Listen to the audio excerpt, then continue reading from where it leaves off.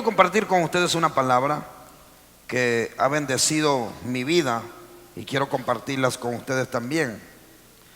Está en el libro del apóstol Pablo, la carta del apóstol Pablo a los Efesios, capítulo 5, versículo 2. ¿Lo tienen? Dice así la escritura. Dice: andad en amor, como también Cristo nos amó y se entregó a sí mismo por nosotros, ofrenda y sacrificio a Dios en olor fragante. Diga conmigo: olor fragante. Basado en este texto bíblico, quiero hablarles de un tema que he titulado el sacrificio del amor. Présteme mucha atención. En esta carta que acabamos de leer es un texto sencillo, es el capítulo 5 del versículo 2 del libro de Efesios. Estaba leyendo esta semana el libro de Efesios y me encontré con esta escritura que impactó mi corazón grandemente. Y cuando estaba leyendo, como estoy en este momento estudiando todo lo que son las cartas del apóstol Pablo, la manera como él predicaba, evangelizaba, la manera como él llevaba la obra del Señor, la pasión que este hombre tenía por la causa de Cristo. Entonces, leyendo esta escritura en el libro de Efesios, me doy cuenta que el apóstol Pablo era un hombre sumamente preocupado por la iglesia del Señor. Y él, en esta carta que él escribe a los Efesios, él quería resaltar algunas cosas. Y una de las primeras cosas que el apóstol Pablo quería resaltar en esta carta era tratar de refutar la falsa doctrina que se estaba metiendo en ese tiempo. Una falsa doctrina que tenía que ver con el judaísmo o la judaización de la gente. Es decir, que una vez que Cristo había muerto por toda la humanidad, los cristianos de Éfeso se habían vuelto atrás a las fábulas de los judíos y se estaban circuncidando, dándole más poder a la circuncisión que a lo que Cristo había hecho por la cruz del Calvario, de lo cual Cristo ya había dicho que no había que circuncidarse ya el miembro, sino que había que circuncidarse del corazón. Entonces, que la salvación ya no era por obra, por la ley, sino por la gracia en Cristo Jesús. Entonces, los judíos que se habían convertido al cristianismo estaban obligando a la iglesia de Éfeso a que se circuncidaran otra vez, más que ellos no eran judíos, sino que no eran gente gentiles. Los judíos se metían entre los gentiles y obligaban a los gentiles a que así circuncidaran, porque si no, no eran salvos. Esa era la lucha de Pablo contra esta gente. No solamente Pablo era una de las cosas que quería resaltar en esta carta a los Efesios, sino que quería resaltar en ellos también lo que era la integridad y la santidad. Por eso en el versículo 3 más adelante dice la escritura que pero fornicación y toda inmundicia, avaricia, ni aun se nombre entre vosotros como conviene a santos, ni palabras deshonestas, ni necedades, ni truanerías que no convienen, sino antes bien acciones de gracia. Porque sabéis esto, que ningún fornicario o inmundo o avaro que es idólatra tiene herencia con el reino de Cristo y de Dios. A mí me impactó muchísimo esta escritura, y como me gustó mucho, porque Pablo estaba comparando el sacrificio de Jesús en la cruz con una ofrenda. Entonces yo dije, voy a buscar otras versiones. Yo tengo aquí en mi tabla tengo 27 versiones de las Biblias en español, y me puse a buscarla una por una, a estudiarla, a indagar. Y hubo una versión que me gustó muchísimo, que es la Biblia traducción en lenguaje actual. Y mire cómo dice la escritura en el lenguaje actual. En el versículo 2 dice: deben amar a los demás. Diga conmigo: el amar es un deber y una obligación. Ahora voltéese y dígaselo al que tiene a su lado: tienes la obligación de amar a los demás. Entonces, esa es una de las cosas que el Señor estaba recalcando en el cristianismo. Dice: deben amar a los demás, así como Cristo nos amó. Por eso dice la escritura, escúcheme bien, que no hay amor más grande que este, que aquel que ponga su vida ¿por quién? Por sus amigos. Y cuando Jesús le preguntaron cuál era el mayor mandamiento que había, él dijo que habían dos: amar a Dios por encima de todas las cosas y amar a nuestro prójimo como a nosotros mismos. Pero también más adelante dijo que no solamente era amar a Dios y al prójimo, sino también teníamos que amar a nuestros enemigos. O sea, el amor de Dios tiene que estar por encima de todo. Y Dios, queriendo realzar el amor de Dios, dijo que teníamos que amar así como Cristo nos amó a nosotros y nos demostró su amor. ¿A través de qué? A ver, ¿a través de qué? ¿Por qué usted sabe?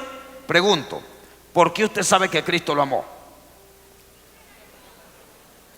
¿Por qué? Vamos, dígame, ¿por qué ustedes saben que Cristo los ama? Porque murió por ustedes, ¿dónde? En la cruz del Calvario, ¿sí o no? Entonces, en esto se demuestra que Cristo nos ama, en que murió por nosotros, ¿dónde? En la cruz del Calvario. Su muerte, su sacrificio por nosotros en la cruz, nos demuestra cuán grande amor Él tuvo por nosotros. Por eso dice Juan 3:16: de tal manera amó Dios al mundo que entregó a su Hijo unigénito, para que todo aquel que en Él crea no se pierda, mas tenga vida eterna. Porque no envió Dios a su Hijo al mundo a condenar al mundo, sino para que el mundo fuera salvo por Él. Entonces, cuando uno lee esta escritura, cuando yo lo leí por primera vez, yo dije: wow, qué amor tan grande tiene Dios por mí, por la humanidad, por todos los seres humanos.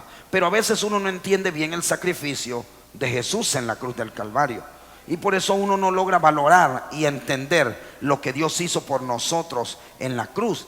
Y es por eso que a veces uno peca, comete errores, comete fallas, porque si uno supiera realmente lo que vale el sacrificio de Cristo en la cruz, uno se aguantaría y diría: Señor, voy a aguantar, voy a soportar la tentación, voy a soportar lo que venga, me voy a mantener en mi matrimonio, me voy a mantener en mi hogar, me voy a mantener en la iglesia, voy a mantener sirviéndote, no me voy a descarriar, no me voy a apartar, porque tu sacrificio fue demasiado grande por mí, por lo tanto voy a tratar de mantenerme firme. Si uno valora ese tipo de sacrificio, uno se aguantaría y mantuviera los pies firmes sobre la roca. Y eso es lo que uno tiene que aprender. Cristo nos demostró su amor a través de su muerte. Es como cuando yo le preguntaba a los jóvenes esta mañana y le decía: jóvenes, ¿por qué ustedes saben que su mamá lo ama? Y yo le decía porque, a ver, le pregunto a ustedes también, ustedes que tienen sus madres y fueron hijos también, pregunto: ¿por qué ustedes saben que su mamá los ama? Porque los parió. No cualquiera lo lleva a usted 9 meses en la barriga. 9 meses, lo parió. Y eso de parir duele. A mí no me consta, pero me lo han dicho. ¿Duele o no duele parir? Las mujeres saben duelen de las dos formas. Ay, que ahorita se hace cesárea, igual duele. A mi esposa le hicieron cesárea y andaba así: ay, ay. Duele pariendo, duele la cesárea, duele cuando las ligan, les duele todo. Eso es amor. Tu mamá, tú sabes que te quiere porque tu mamá, es más, sigue siendo un vago, un sinvergüenza. Tú sabes que tu mamá te ama cuando, yo le decía a los jóvenes: ¿sabes cuando tu mamá te ama? Cuando tú le entregas las boletas y va todo raspado y sin embargo te sigue haciendo comida. ¿Sí o no? No sé si me estoy explicando. Entonces, nosotros siendo malos, a Dios no le importó eso, sino que demostró que nos amaba tanto, que fue capaz de dar a su Hijo unigénito por cada uno de nosotros. Y Jesús nos amó tanto, Jesús, que Él mismo se ofreció como una ofrenda para que usted y yo pudiéramos hoy tener la vida eterna y la vida en abundancia que hoy estamos disfrutando. Ese es el sacrificio de un amor. Pero mire lo que me impactó de la escritura. Dice: mire, deben amar a los demás así como Cristo nos amó y murió por nosotros. Punto y seguido. Dice: para Dios. Diga conmigo: para Dios. Ey, repita conmigo: para Dios. Aquí está hablando de lo que Dios piensa. Aquí hay un pensamiento de Dios. Dice: para Dios. Dígale al que tiene a su lado: no es lo mismo lo que tú pienses a lo que piensa Dios. ¿Por qué? Porque los pensamientos de Dios son más altos, dice la escritura, son más sublimes, son más altos, son más poderosos que los pensamientos nuestros. Entonces nosotros tenemos que aprender que no es lo mismo como yo pienso como piensa Dios. Donde manda capitán no manda soldado. Es decir, que si Dios piensa, así es, y no hay quien se lo refute. ¿Sí me estoy explicando? Entonces hay veces uno quiere refutarle las cosas a Dios. Yo a veces voy con gente a consejería y me: pastor, usted sabe, mira, la Biblia dice esto. No, pero entonces, ¿le vas a hacer caso a Dios o qué? Dime para no perder el tiempo, porque hay gente que va a consejería y te hacen perder el tiempo. ¿Le vas a obedecer a la Biblia, a la palabra de Dios o qué? Porque aquí están todos los pensamientos plamados de Dios. Ahora, si usted es más sabio que Dios, pues cree su propia Biblia y haga su propia vida y ahí me cuenta cómo le va. Sí, le va mejor que como Dios nos está aconsejando. Por eso dice aquí la escritura, para Dios, diga conmigo, para Dios. Mira lo que dice, me impacta eso. Para Dios la muerte de Cristo, o sea, fíjense esto, para Dios la muerte de Cristo es como el delicado aroma de una ofrenda. Wow. ¿Habrá algo más importante en el cristianismo que la muerte de Jesús? No lo hay.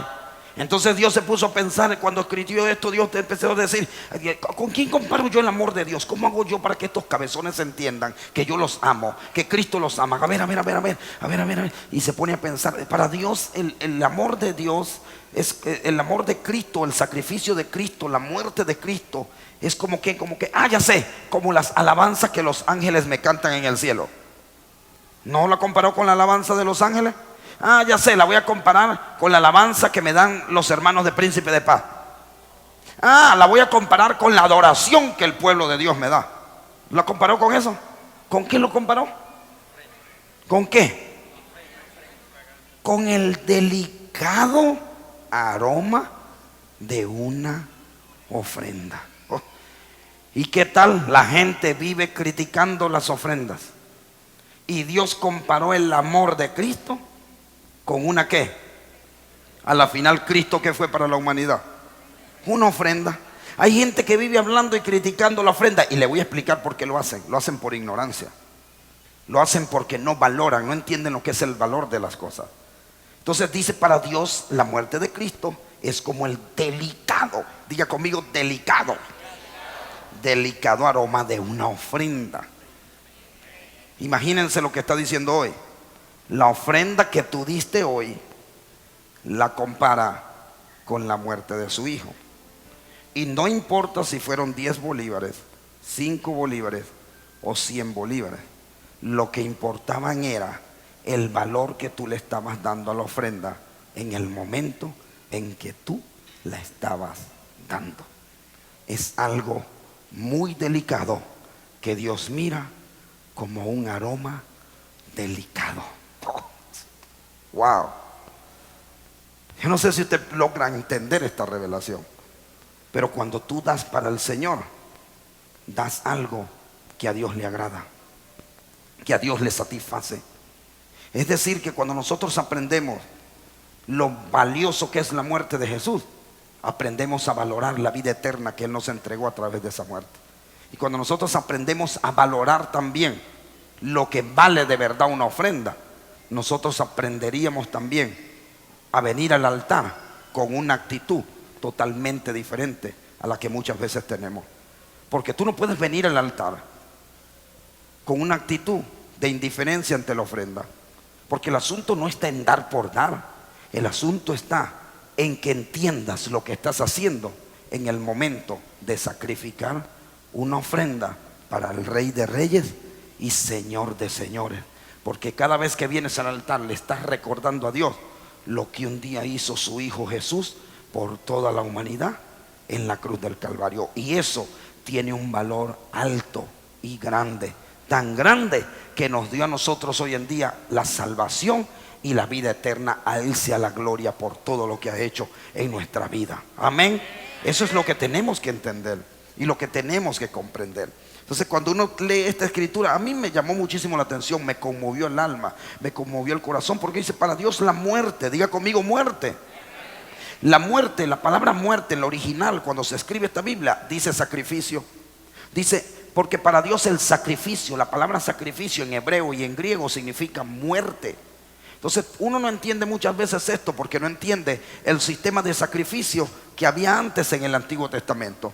Antes, cuando alguien traía una ofrenda al altar, antes se ofrendaba en el Antiguo Testamento con animales, se ofrendaba con trigo, con harina, con pasas, con algunos elementos de comida. Antes las ofrendas eran cruentas o incruentas. Cruentas era cuando había derramamiento de sangre. Incruentas cuando entregaban 1 kilo de harina, 1 kilo de pasa, 1 kilo de masa sin levadura, etcétera, etcétera. Granos, aceite, mosto, vino, todo ese tipo de ofrendas que daba la gente. Hoy en día no se trae eso, sino que se trae dinero. Sacrificio hoy en día es igual al dinero, ofrenda. No sé si me estoy explicando.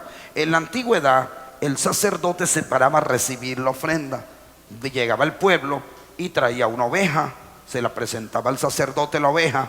El sacerdote examinaba que la oveja estaba bien gordita, rellenita, usted sabe, así, bien papiadita, y decía, esta oveja está bien. Por eso Dios entró en conflicto, escúcheme bien. Por eso en Malaquías capítulo 3 y en Ageo capítulo 1 Dios entra en conflicto con el pueblo de él. Y se pone tan bravo que le dice, maldito soy con maldición. Ustedes, la nación entera, toda me han robado. Y Dios estaba tan bravo, ¿por qué? Porque lo estaban robando con la ofrenda. Porque Dios no es tonto, es que a Dios no le hace falta su dinero. Pero sí, Dios lo que está interesado es en la actitud del corazón. Él no quiere competencia con nadie. Él quiere que nosotros, Él quiere tener el primer lugar en nuestros corazones. Por lo tanto, Él no quiere que el dinero compita con Él. Por eso es que Dios nos prueba a través de la ofrenda. Entonces viene el Señor y entonces se pone bravo porque empieza a ver, y los sacerdotes se corrompían en ese tiempo. ¿Cómo se corrompían los sacerdotes? Llegaban y el sacerdote llegaba a un acuerdo con el que estaba entregando la ofrenda, y el que estaba entregando la ofrenda le decía, mira, yo tengo 10 ovejitas allá. La ley dice que tengo que entregar la más gorda, la mejor, la que está más buena, la más bonita. Pero tengo una ya perniquebrada, tiene sarna, está roñosa, flaquita y sarnosa. ¿Por qué más bien no entregamos esa? Y aquella que está allá la partimos entre dos, mitad y mitad. Era la corrupción que tenían los sacerdotes en ese tiempo. Por eso cuando Dios se da cuenta de eso, se molesta tanto que le dice, maldito soy con maldición. ¿Por qué? Porque los sacerdotes no estaban valorando la ofrenda que le estaban dando a Dios. El pueblo no la valoraba. Porque Dios, cuando crea el sistema de ofrenda en Levíticos, en el libro de Levítico, la única ley de ofrendas a quien Dios se le llamó santísimo fue a la ofrenda. Cuando creó la ley de la ofrenda, dijo, y las ofrendas y los diezmos que mi pueblo me traiga al altar serán llamadas cosas santísimas. Diga conmigo, santísimas. Ojo acá, diga otra vez, santísimas. Ni siquiera las llamó santa. ¿Cómo las llamó? Santísima. Y la llamó solo a la ofrenda. Cuando usted lee todo el Antiguo Testamento, el Pentateuco, los primeros 5 libros de Moisés, se da cuenta que solo la ofrenda le llamó cosa santísima, para aprender y enseñar al pueblo la verdadera actitud que ellos tenían que tener en su corazón. Entonces el sacerdote tenía el deber ser, era, examinaba la ofrenda, está muy bien la ofrenda, y llegaba y se le entregaban. Una vez que el sacerdote, cuando alguien presentaba la ofrenda, porque la palabra ofrenda significa presentar, regalar, obsequiar, eso es lo que significa la palabra ofrenda. Entonces cuando alguien presentaba la ofrenda, al venir la oveja al altar, se constituía ¿en qué? En la ofrenda, ¿sí o no? El sacerdote llegaba, agarraba un cuchillo, la degollaba, le sacaba toda la sangre, le quitaba la piel, y al matarla se llamaba ¿cómo? Sacrificio, porque muerte es ¿qué? Sacrificio, ¿sí o no? ¿Me está siguiendo? Una vez que la sacrificaba y se volvía un sacrificio, valga la redundancia, la tomaba y la colocaba encima del altar de bronce donde el fuego estaba encendido durante 24 horas, y eran los mismos sacerdotes encargados de mantener el fuego del altar encendido de día y de noche, todos los días del año. Agarraban el sacrificio y lo colocaban en el altar. Una vez colocado el sacrificio en el altar y metida en la candela, en brasa, se quemaba. ¿Y cómo se llamaba? Holocausto. Diga conmigo, holocausto. La palabra holocausto en hebreo significa humo que sube y humo que baja. Entonces, ¿qué pasa? Uno dice, ok, cuando uno coloca el asado, la oveja asada en el altar, el humo sube, pero ¿dónde está el humo que baja? El humo que baja es lo que la escritura registra como la chequina de Jehová y la presencia de la mismísima gloria de Dios. Le voy a hacer una pregunta: ¿cuántos de los que están acá quieren, aman y anhelan la presencia de Dios? Sin sacrificio no hay unción. Quieren unción, pero no quieren sacrificar nada. ¿Aló? Porque sin sacrificio, sin holocausto, humo que sube, no había humo que bajara. Y ellos tenían una particularidad. Dice la escritura que cuando el olor llegaba a Dios y era grato el olor, Dios automáticamente descendía con su chequina y su gloria y bendecía al pueblo con su santa presencia. Eso es lo que nos enseñan las escrituras. Pero ellos tenían algo muy particular. Ellos agarraban algo que ellos llamaban libación. Libación era que agarraban el cordero que sacrificaban y lo untaban con un aliño. Se llama aliño, se puede decir aliño, especias, no, pero ¿cómo se llama? Amacerarlo. Es que se me agua la boca. Aderezarlo, adobarlo. Entonces agarraba y hacían todo ese tipo. Usted se imagina meter la pata de un cordero en el horno al vino, colocarle vino, orégano, especies. Cuando usted mete esa pata de cordero al vino al horno, su esposo estará arreglando el carro, estará metido en el cuarto viendo el partido de fútbol. Pero cuando siente ese aroma, ay, mi amor, ¿qué es eso que huele tan rico que estás haciendo? No sé si me estoy explicando. Inmediatamente al sentir el aroma, su esposo va a llegar a donde está saliendo el aroma. No sé si me estoy explicando. ¿Qué cree usted de que siente Dios cuando usted trae una ofrenda que sacrifica y le agrada a Él? Es como cuando su esposa se baña y se perfuma. Y usted conoce el perfume de su esposo, usted va así como oveja al matadero. Igualito el Señor. Porque dice que para Él la muerte de Cristo es como el delicado aroma de una ¿qué? Delicado aroma. ¿Sabe lo que significa delicado aroma? ¿Sabe lo que significa? Se hace a semejanza de cuando un perfumista hacía su perfume. En la antigüedad, los perfumistas tenían unas ollas o malmitas grandes de aproximadamente 500 litros de capacidad. Los perfumistas agarraban 500 litros de aceite puro y agarraban el aceite y lo colocaban ahí y agarraban cualquier cantidad de kilos de rosas, hojas aromáticas de todos los tipos, y agarraban y la colocaban ahí y la tapaban, y eso hacía que con el tiempo saliera un perfume, un olor fragante, delicado, y de ahí sacaban los perfumes. Por eso el libro de Eclesiastés dice que las moscas muertas hacen heder el perfume ¿de quién? Del perfumista. Hace una pequeña locura al que es estimado como sabio y honorable. ¿Qué significa esto, pastor? Sencillo, escúcheme bien, que el hacer un perfume era tan delicado que había que tener mucho cuidado, porque una sola mosca en algo gigante de 500 litros hacía que el olor de la mosca muerta en el perfume hacía que en vez de oler grato, oliera fétido, a pudrición. Era algo terrible, horrible. Por eso es que Dios dice que la muerte de Cristo Él la compara como el olor grato ¿de qué? De una ofrenda. ¿Qué significa esto, pastor? Significa lo siguiente: el apóstol Pablo nos aclara y nos revela algo mejor en Romanos capítulo 12. Él dice en las escrituras, en Romanos 12: os ruego, hermanos, por las misericordias de Dios, que presentéis vuestros cuerpos en sacrificio ¿qué? ¿Cómo tenemos que presentarnos nosotros delante de Dios?